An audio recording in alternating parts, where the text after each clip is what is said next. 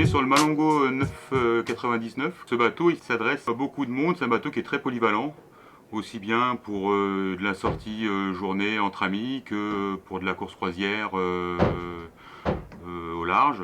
C'est un bateau qui a l'avantage d'avoir une quille pivotante et qui est équipé de béquilles télescopiques, ce qui permet d'avoir une véritable quille qui fait 1,3 tonne en fonte stratifiée, et ce qui permet donc d'aller échouer dans toutes les petites plages, de tous les petits mouillages qui sont quand même assez nombreux près de nos côtes, quoi. Le principe, c'est qu'on a une première béquille qui est à poste fixe, qui est maintenue avec un axe.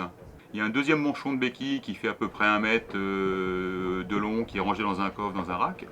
Quand on arrive au mouillage, qu'on a décidé, bah, tiens, à tel endroit, on va aller béquiller, plutôt que de sortir les grandes béquilles comme on faisait d'habitude, de les accrocher sur le quai, de mettre un bout à l'avant, un bout à l'arrière, on a juste un morceau d'1 mètre de long à sortir. On vient le visser sur la première béquille. À ce moment-là, on enlève l'axe qui maintient la béquille. On descend la béquille, on remet l'axe, fin de l'histoire, le dossier, c'est réglé.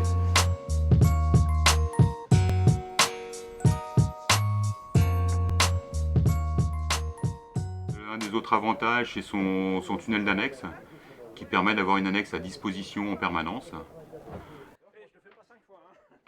Le bateau, il a été conçu sur une carène type course large, c'est-à-dire que c'est un bateau qui est assez large, il fait 3,70 m avec un double bouchin évolutif, ce qui permet d'avoir un bateau d'une part assez puissant sur l'eau et avec une stabilité de route très efficace. On a un cockpit qui est beaucoup plus grand que ce qu'en font les bateaux de croisière habituels. On est parti du principe qu'on passait quand même beaucoup plus de temps à l'extérieur qu'à l'intérieur, et on a essayé de remettre un peu, un équilibre entre justement les aménagements intérieurs et la taille du cockpit. Ça sert à rien d'avoir des couchages pour 10 personnes si à 5 dans le cockpit on se marche sur les pieds, quoi. Tout le bateau est réalisé en infusion, y compris la structure, ce qui fait qu'on a un devis de poids pour un bateau de 10 mètres qui est difficile à atteindre pour les grands chantiers.